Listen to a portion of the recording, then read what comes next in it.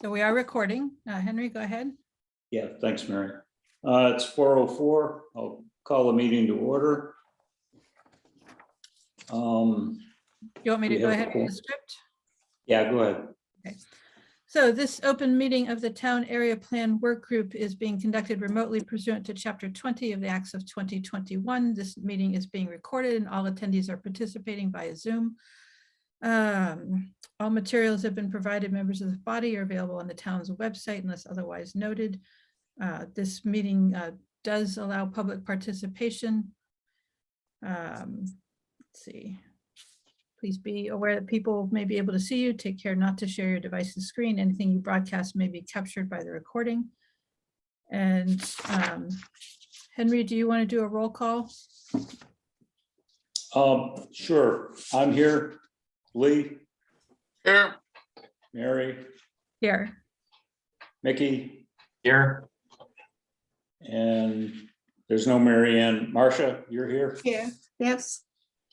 Hi, Marcia. Hi. No Allison.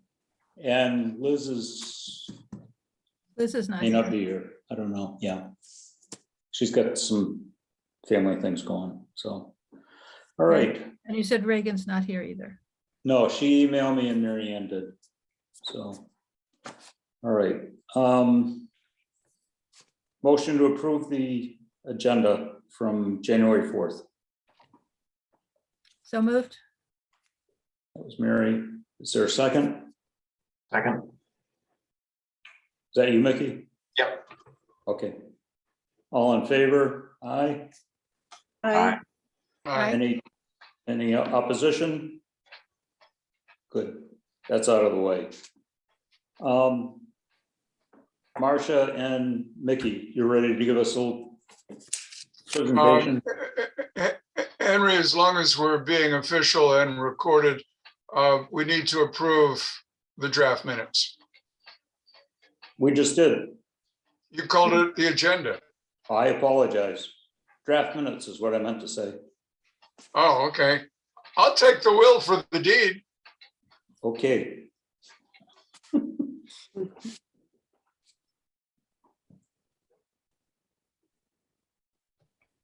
Does anybody have any discussion on the minutes? I'm sorry, I said agenda.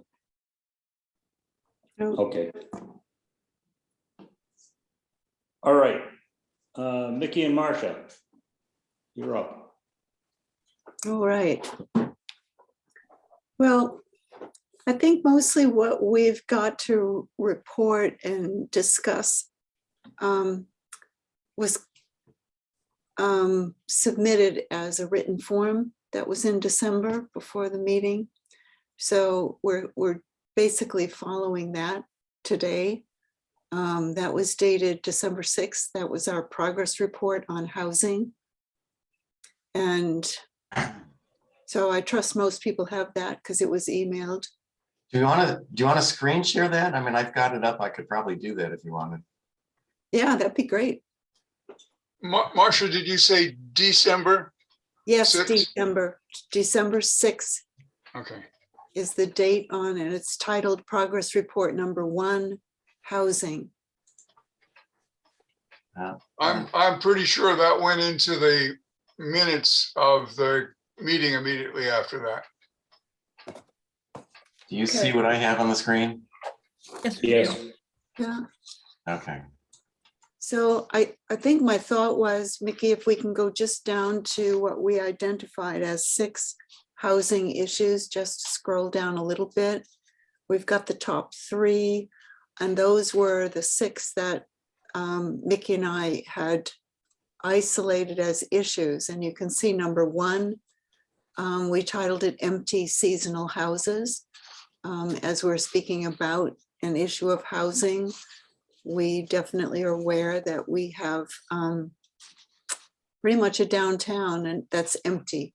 So its housing is not being used. And we've listed a couple of potential ideas to work with that. And maybe I'll just go down all of the 6 and then maybe we can discuss whichever one is of particular interest. The second one was titled Preservation of Historic Houses. And I think both Mickey and myself have had a lot of experience working with the architecture of these houses. And so there are some specific aspects that we are listing in here. And number one, we're listing the interiors of the historic houses that really don't have, short of interior preservation easements, do not have any protection.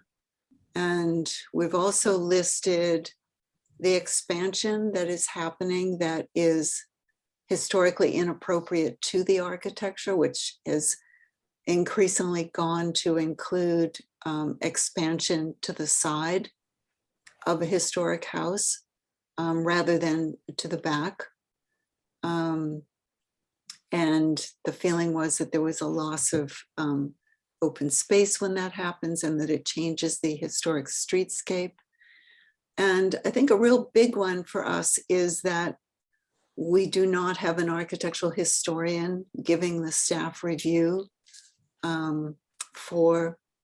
You know, Marcia, Yes. I'm sorry to interrupt you on this because I was just reading this earlier. And, you know, in fact, we kind of do have a, you know, Holly Backus is the preservation planner.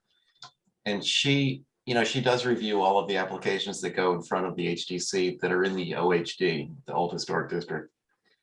So she advises them and does a pretty good job. You know, we on the HSAB do the same thing, but she has knowledge and access to different things. So, you know, and on that point, I think that we kind of have someone, she's not really the official HDC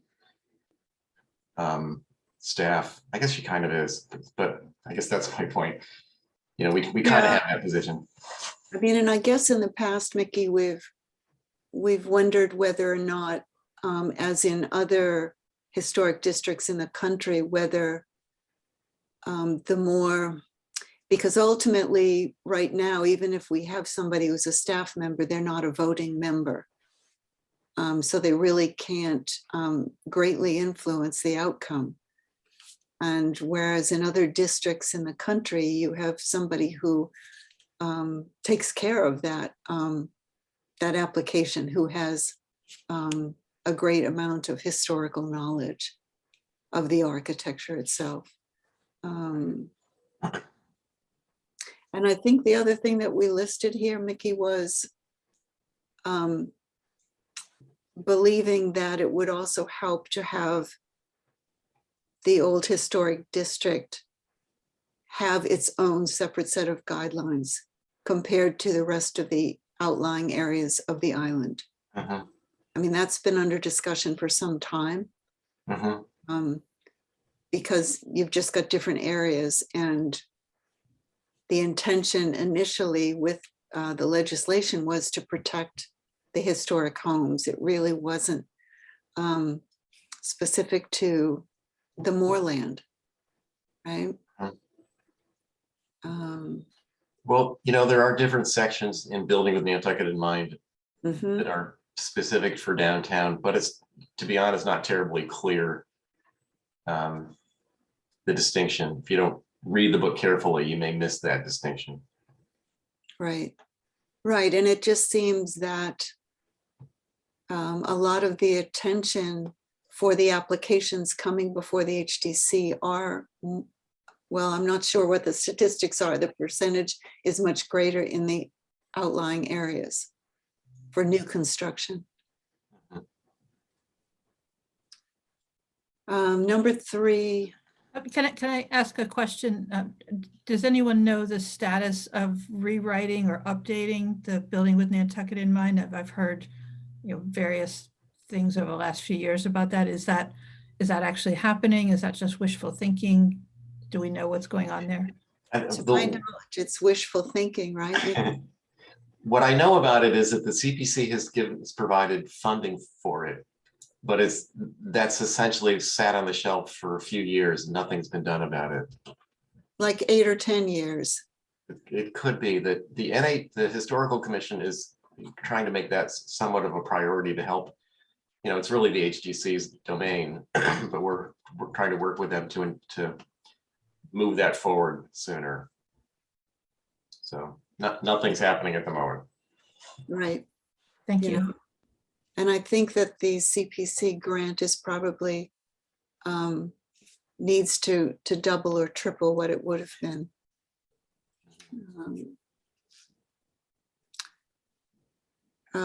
And I think a part of maybe that discussion, if we jump down to number 6, where we have isolated a question about zoning relevance. I think that it would be part and parcel of a new guideline book to review the map of what the old historic district includes and what it does not. Because as we work on our own town area map, there are just many, many houses, many, many areas that should be in an old historic district and are not. Mhm. I think that was one of the planning board area of interest where they would like some input is, you know, that boundary. And as you said, Marcia, there are houses outside of it that perhaps should be in it. So, you know, would we propose redrawing that and how? Yes, absolutely. Number 3, we spoke about quality of life challenges, which were the aspects of living in downtown that many people, many of us on this group may be aware of, that detracts from creating that really good, healthy, walkable downtown. And we've listed noise. We've listed lack of sidewalk maintenance. What for many people is viewed as ineffective street signage. Of course, we've got short-term rentals and swimming pools and spas. So I'd encourage a little bit more detail here. So it's, for instance, looking at number 5, which short-term rentals you also mentioned here, it's a neutral statement. It doesn't say that it's a negative or a positive or just needs examination or clarification. So when you're listing like this, I realize it's, you know, it's a summary, but I'd want to see a little bit more specifics about what exactly about short-term rentals affects quality of life in the downtown area. Yep, great.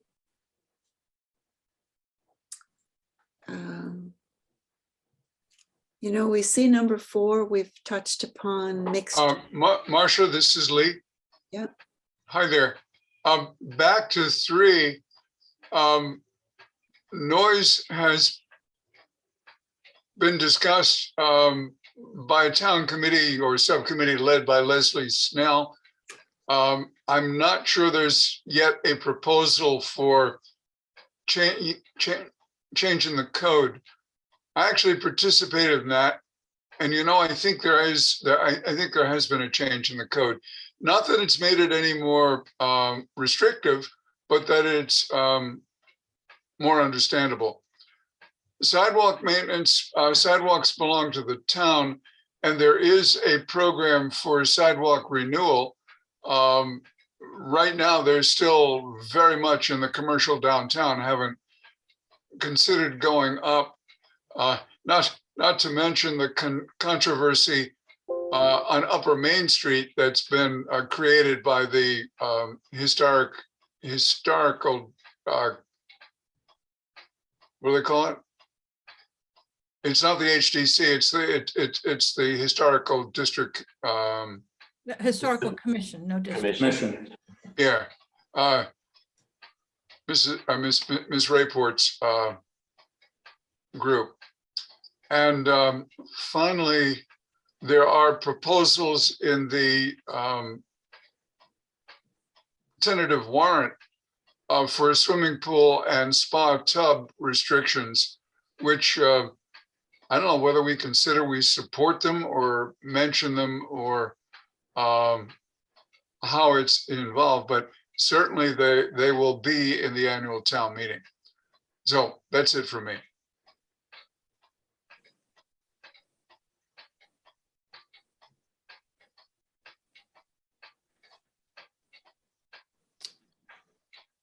Has somebody frozen? No, number 4 was the mixed use zoning question that's exists a bit in a very spotty way. And I think it was just a question that,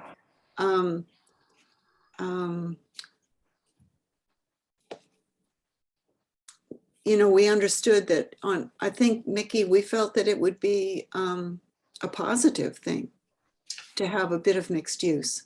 Yeah, I think there's a little bit of perhaps loss to the kind of the neighborhood, small neighborhood market type stores, that we're not going to get them back.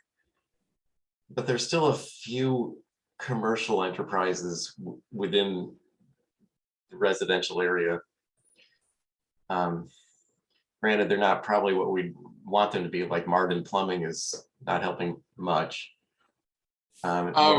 The lighting store on North Liberty is just barely alive. But if they remained some semi retail or light retail, I think that might be useful, for neighborhood areas.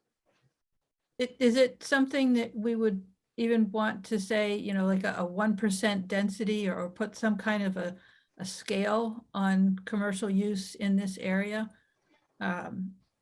Because you have encourage, but you also have reuse. So as you were saying, to keep the ones we have. But if somebody wanted to open a store in a building that was not previously commercial, or a space, let's say, that wouldn't necessarily be it could be an empty lot, not that there are many of those, but should we have some sort of a feeling that commercial belongs in this area, but only up to a certain density, or only of a certain type, or I don't know what the parameters might be.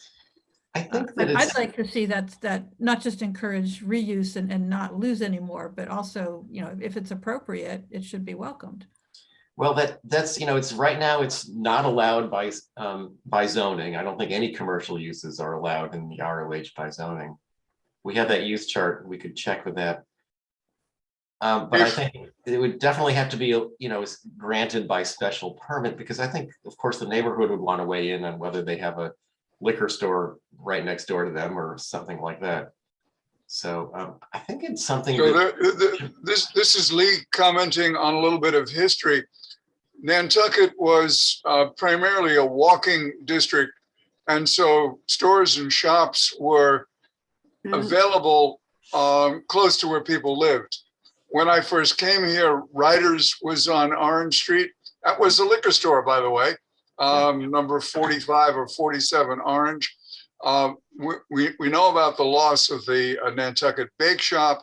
We know about the loss of Rebimbuses, which my children couldn't pronounce. They called it, but they went and bought their penny candy there. It's now a private home. Bake Shop is still a commercial. There was a store, a small convenience store at around 65. Oh no, it was 65 Orange Street, one side of the street or the other. A colleague of Priscilla's who used to live downtown, now lives on Ummock Pond Road, took her walking along Fair and Pine and said, we used to call this laning. And then she'd point out where all the shops were. Mickey's point is that now that it's been zoned R5, I think it's R5, and the only way that you could get something commercial would be by a special permit. And I don't even think it's allowed by special permit, as by an opportunity to even try for a special permit. I think you just, some things they specifically say are allowed by special permit, and some just say they're not allowed, period. Yeah. You'd have to get a variance to have them, which is. Yeah, I'm remembering I'm remembering the X Gallery, I did not go into a private home while it Yeah. was there and then turned back into a private home when it left. But, Yeah, I Yeah, don't that's see a good problem with point. That was number 12 Orange Street. Mhm. Now, Commerce does extend up Orange Street just ever so much. Murray's, the lingerie shop, the jewelry shop on one side of the street, and the bank on the other. mm,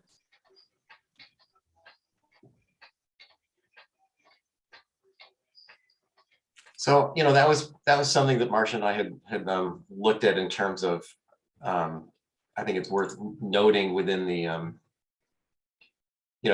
if we're all in favor of encouraging small, light retail operations within the ROH. I guess that's the point of that one.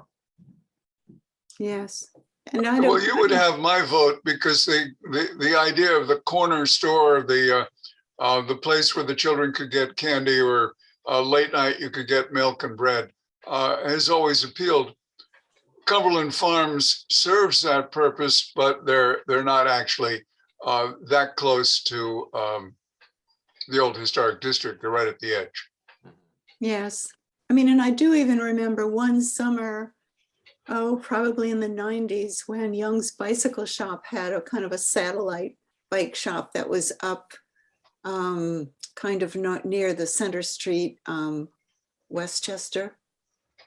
But when you think about something natural, I mean, it's on, is it part of in our map? But I mean, that's a Yes. great thing. Yeah, I would, we have inns and restaurants as our primary commercial uses in the district that we're talking about. And if somebody wanted to open a new restaurant or a new inn, I don't know why they shouldn't be allowed to try, again, based on appropriateness. Yeah. But, if it's completely prohibited and all we can do is lose those uses Yeah. to residential conversion, then I think that's too limiting. I mean, and I suspect the parking would become a #1 issue. Well, again, in town, there shouldn't be that much of an issue for parking because the assumption is that people are already in town. Yes, that's right. There's a level of appropriateness to many of these aspects that you would have to, have permitted. You wouldn't open a nightclub on Pleasant Street, But Well, we do have an element of that, Mary, not quite a nightclub, but the original proposal to expand 29 Fair Street was getting close. Mhm. So how do you think we might proceed with this idea to expand upon it? Do you think that it's worthwhile for Mickey and I to take a look at the map and identify historic locations or locations where something would be supportive in the neighborhood? Because it's so much a part of the current thinking. If someone goes in another part of the country to make a downtown, they make it mixed use. So it's considered a real positive. I don't know that we can actually pinpoint locations. I think we could maybe make it, just an option, not, at least not forbid it, not say no on the zoning chart, but say by special permit. And then, I think the neighborhood will take care of whether or not it's appropriate or not. If they're going to try to open a restaurant in the middle of Pine Street or something, I'm sure the neighbors would object. But maybe a small market where there might be an appropriate pull-off parking space. And I'd take. Mickey, this is Lee. My broad suggestion is that we, as a work group, look at the use chart and see whether or not a special permit could be injected. In terms of specifics, Pine Street ships in. We do have a restaurant there. Mhm.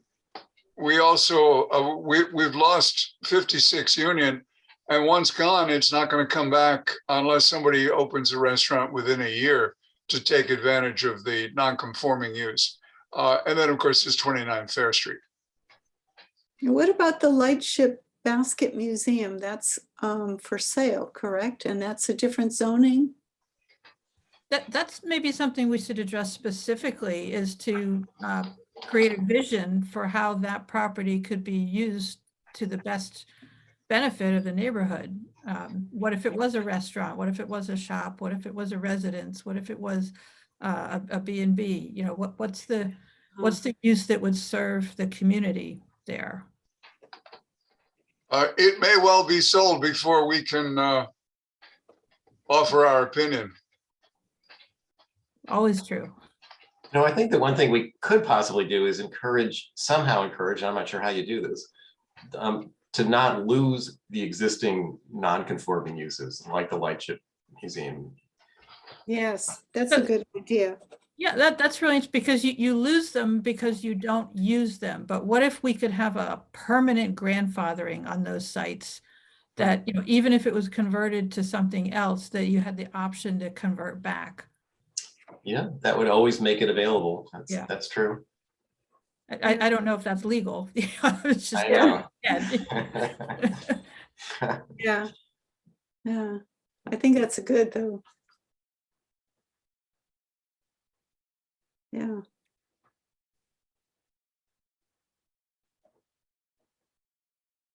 Mm.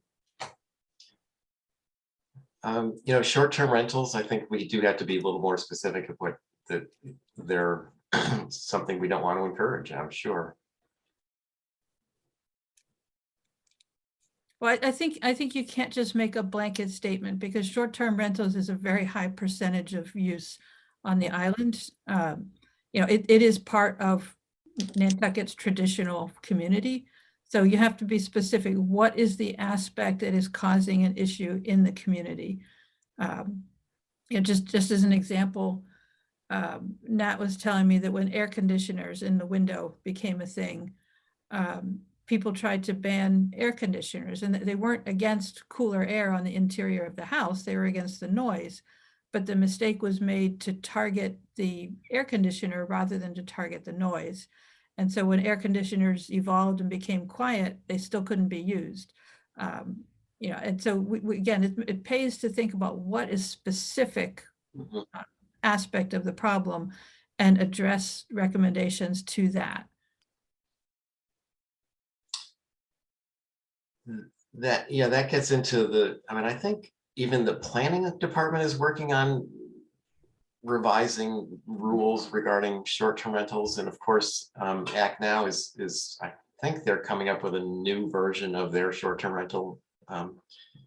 So, you know, there's probably something in both of those areas that you know, maybe all we can do at this level is just to say we encourage the control of short-term rentals without being very specific about it. But again, I mean, be careful what you wish for, you know, control to what end? Yes. No, Be specific about the issue.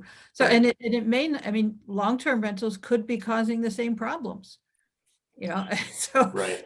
You know, if the issue is, you know, bright lights late at night, to pick up on the dark sky initiative, then address bright lights late at night from whatever cause there may be, whether it's residential, commercial, the school, you know, address the core of the problem. Don't try and get at it from a sideways angle.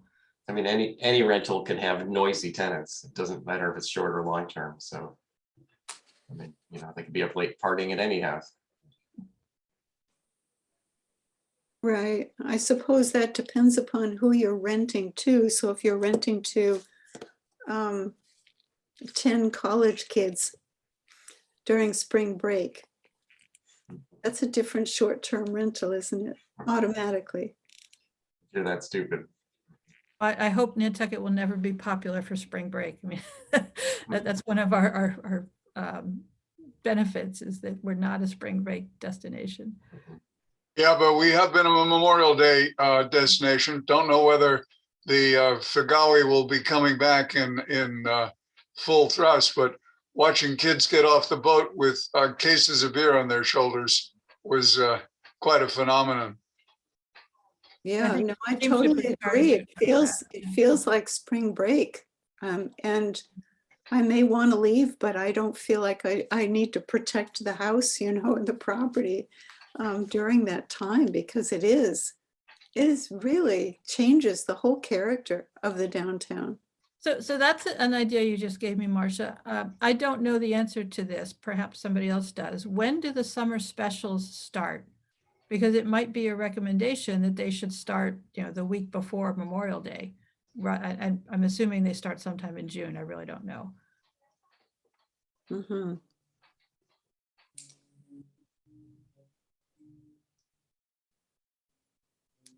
Right. But anything, The police chief probably has the same challenge that all the enterprises that hire college kids. When do they get off school? When do they go back to school? And keeping the numbers up in the shoulder season is difficult. right. Fortunately, we don't have to solve that problem. So I wonder if we want to move the discussion somewhat back to number 1, to the empty houses, which we kind of just jumped over. Because that, in terms of providing housing, I think was definitely a number 1 for us, that we have housing, but it's not available housing. So Marcia, I like your idea of encouraging, you know, the year-round occupancy. But when you put in executive level professional, that's a big red flag for exclusivity and, you know, illegal discrimination, or at the very most immoral discrimination. You know, Right. why would you want to only encourage that kind of occupational, that kind of occupying? I'm trying not to say occupation, but I don't know what the right word is. So, I think when Mickey and I talked about it, we were trying to find a way to make it palatable, make it appealing for someone who owned a year-round house. To somehow distinguish. I completely agree with you that we can't do that. But I don't know. I mean, I've seen in the recent weeks issue, I mean, something that's been coming through, whether it's in Daybreak Nantucket, about the town asking for housing. yes, the town's put out a request for, the request, it's not an RFP, it's I forget what it is, but they're different alphabet soup designations. Invitation to bid, I think might be the right one for this. So that they are asking people who might be willing to rent a residence year round to submit their letter of interest to the town, and the town will evaluate whether or not those terms are favorable, I guess. But yes, the town is looking to provide assistance to be able to house its employees. But just thinking, I mean, suppose you're a chef, suppose you're a DPW worker, so, you know, there are many people who are here year round who are, you know, certainly valuable community members. So I wouldn't want to use any language that would imply that it's only targeting a certain segment of the population. Right.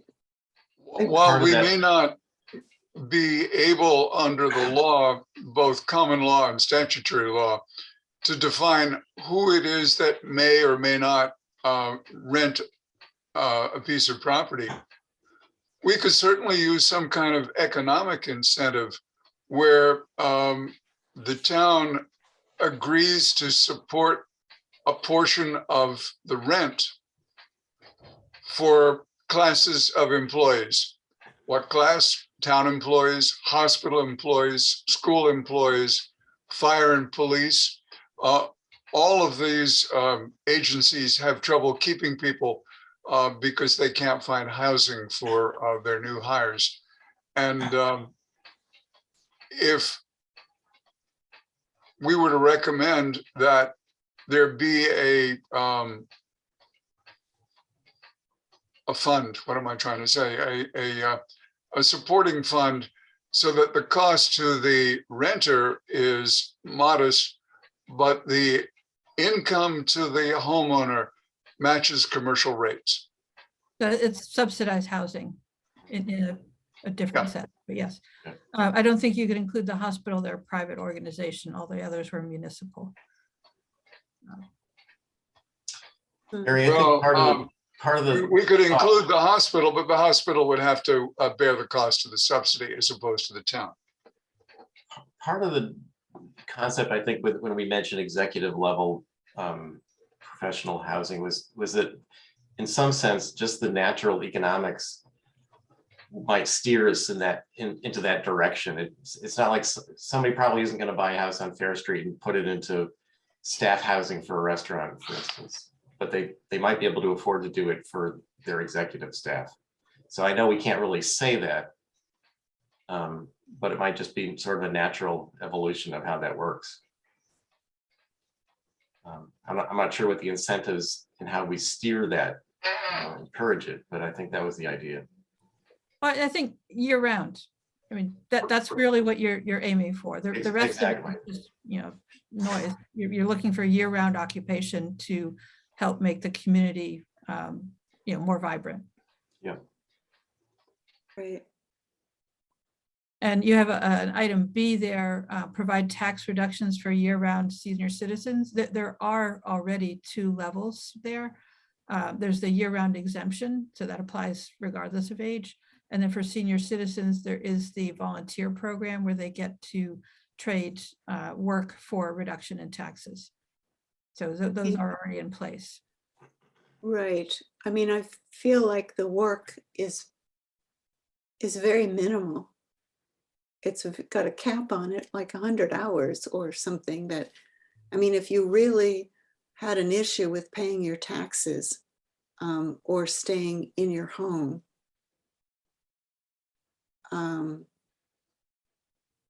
not convinced that those 2 that are there really make a difference.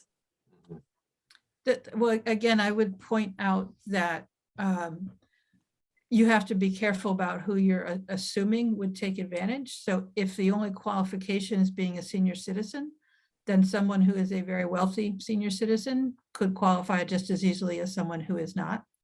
So the issue here might be low income might get a property tax break regardless of their age, if that's really the group that you're trying to help.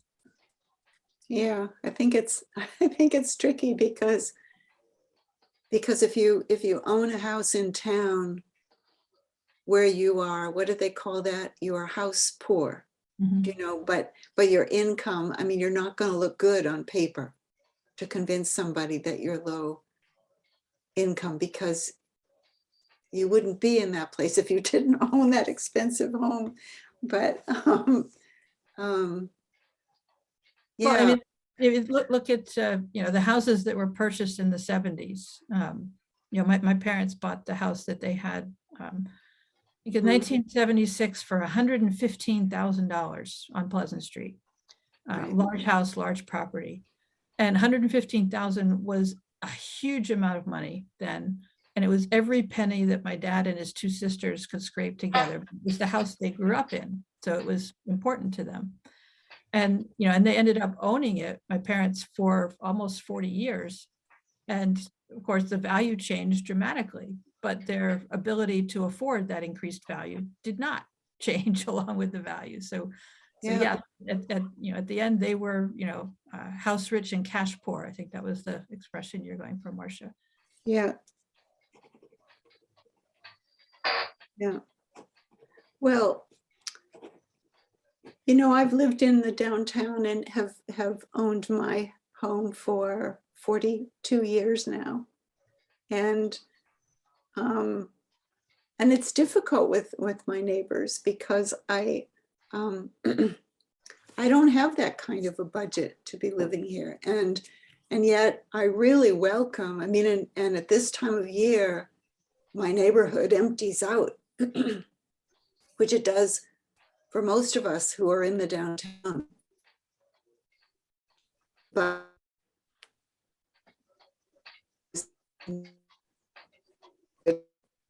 specifics about the difference with COVID, but there's been quite a difference for me on just the activity that happens on my street, which is Liberty Street. There are so many more people year round walking, jogging, walking their dogs than there was before COVID. And so it does make a big difference. So I think that there's providing housing, and then there's revitalizing what is one of the greatest assets for the island, which is this downtown. So, Marsha, what I'm hearing is to kind of step back for a moment. We want to encourage year-round occupancy to have a vibrant community. And there are a lot of different aspects to that. There are people who can't afford to stay in their houses. There's the opportunity when selling a house to sell it to somebody year-round. There are people who've owned a house for a long time and therefore are senior citizens, and they may need certain programs to help them. So I think it helps to frame it in terms of the goal, and then start to ask the question, well, how do we accomplish this? And what you've come up with here and here, a couple of ideas of how to accomplish it, but it's important to start with the goal so that we stay on track. We stay focused on what we're trying to accomplish instead of get lost in the details of nitpicking apart a program. Yeah, it's kind of tricky because here we were, which is at the bottom of this page, our job was housing, which typically is, well, go find some housing. So it takes you off of that goal, which I completely agree with you. The goal is that healthy, walkable, livable neighborhood where people live. So I'm not sure if there's something different that Mickey and I need to do in terms of the task at hand to identify, what it says down there, to identify existing and forecasted housing needs and objectives for the development of housing. At one point, Mickey and I were actually speaking about, should we walk around into the downtown and see where the empty lots are? Are there places where we need to identify where we could provide more housing? And instead we went to trying to work with existing houses rather than planning for more housing in this zone. Yeah. Well, and I certainly see the way you went, and it makes perfect sense. I mean, there's not a lot of space for more housing. Is there space to use the existing housing in a different way to accommodate more families or more people per building? I don't know. Right. Yeah, maybe that's maybe I don't want to start speculating on stuff, but are there ways that we can accomplish the goal with the resources we have instead of trying to shoehorn something in that might not fit? Because I hate to see the loss of those remaining empty lots. I realize they're not mine. I don't control them, but every time somebody's yard gets built out to the max, there's a lot of infilling going on. We comment on the house going up at the corner of Quaker Road and Hummock Pond Road. It's behind what used to be called the Glidden House. Brand new, it's filling in the lot. And I think we're going to see a lot of that. May I ask Marsha and Nikki whether they've heard enough to prepare progress report number 2, which would begin to provide us with things that we could vote on, approve, review and approve. I do have one question. Marsha brought up this paragraph here, which is the definition of what we're working with. And it says, this element shall identify policies and strategies to provide a balance of housing opportunities. So are they, how specific are we supposed to get within our area plan? I mean, we can identify the issue, we want to provide more year-round housing. We want to, make that more prevalent, I guess. Should we also be identifying policies? It says we should, I guess, identify policies that might make that happen, that might make that more advantageous. So. that's the hard Mickey, part. my answer is yes, we should. I think when we're done, our report will be fairly short and we'll have a sequence of recommendations to the planning department for actions. So to convert ideas into action items, the one I can think of that we discussed was the use chart. That's just an example of a concern that would translate into an action, and that would be something that the planning department could work with. Mhm. Okay. I think that one of my questions is, I think when Mickey and I got together, we realized that there were many different organizations, groups on the island that work with island housing. And we don't really, we did not yet make a list of who they are, but that would be, to identify policies and strategies, and also to have a level of outreach to those that are in the trenches about housing. That would be one thing that I would feel Mickey and I would want to go and identify those groups and whatever suggestions that you all have, and meet with them and let them know what we're working on and see if they've developed any of these strategies or policies. That's a good idea. I would suggest starting with Tucker Holland. Mhm. Tucker probably knows most of the groups. Yeah. I think that's Yeah, a good idea. It's a good reminder. I mean, what we're looking for at NP and EDC is broad support of whatever's going to be in this plan. And by definition, 9 people is not broad support, even though they're the people that are on the work group. And I'd mentioned at a previous meeting that Wisconsin group did a survey and had several hundred responses. So we're going to have to do some level of outreach to the community to make sure that we have the right input from the community. We know what people are feeling, our issues, and we're representing them in this document.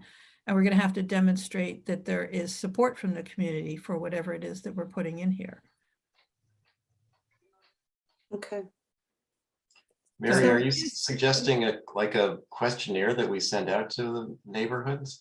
That's what the Wisconsin group did, yes. Yeah. So it will, we'll probably have some combination of, public meetings that are advertised. A survey is a great way to reach people. I can go ask what some of the other options are. But this is not something that 9 people are going to write over the course of 2 or 3 months and submit and expect to have approved. There's definitely going to be a lot more back and forth on this. Huh. So you're saying that, I'm not understanding that what the Wisconsin group did, they produced their own survey and it went out. Mhm. And was the survey about the individual task or about the entire proposed area plan? I can ask and see if I can get a copy of the survey. Sure. It was, I Yes. think it was for their revision of the plan, maybe asking the neighbors what their issues were. But I think that's a great idea. I'll ask for a copy of their survey. I think they went out, they have a pretty, Lee, I don't know if you're the size of the Wisconsin Civic Association membership, but they have a pretty big membership relative to the size of their community. So I think they went out through that mailing list. Okay. But So what reminded me was your comment about talking to the other housing organizations. And I thought, yes, that's an excellent way to demonstrate that there's support for what we're proposing, is if you've talked to organizations that represent people that have the issues.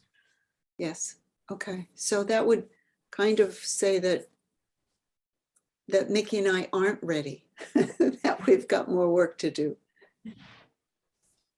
I think we can fine tune this a little bit more. Yes. Hey, this is Lee. I would not be I would not be feeling negative about it all. Yes, we will have to reach out, but I think we have to have something that we can share. And a further refined draft would be shareable. Get the paper involved, publication, put it on the town website, open hearings, yes. I'm not sure about a survey, simply because of the heterogeneity of the town. When we compare ourselves to Sconset, which is a very homogeneous group, I'm not sure that we would get what we were hoping for from a survey. Hmm. But definitely open hearings, public hearings, open reports, a great deal of sharing of information, no question. Yeah, and to Lee's point, we have to know what we're asking before we can ask it. So yes, I agree with that. We have to begin somewhere.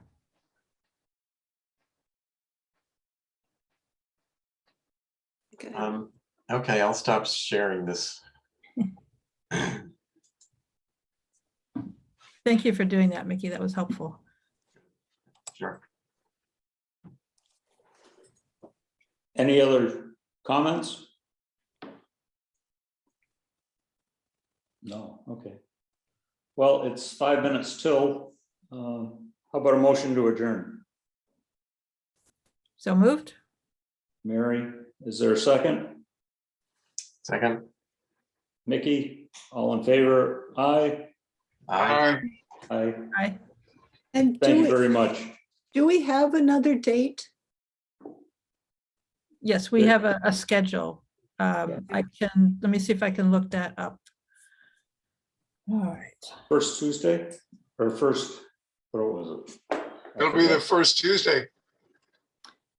So Tuesday, February. February 1st, yep. Yep. And then Friday, Yeah. February 18th.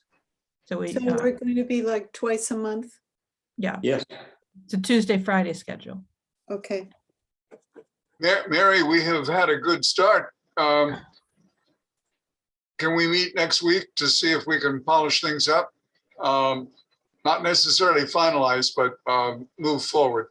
So, I just remember, we have adjourned. So Lee, why don't we take that question offline? yeah. Oh, yeah. Stop recording. Okay. Bye. Bye-bye. Thank you, everyone. Thank you. Bye. Bye.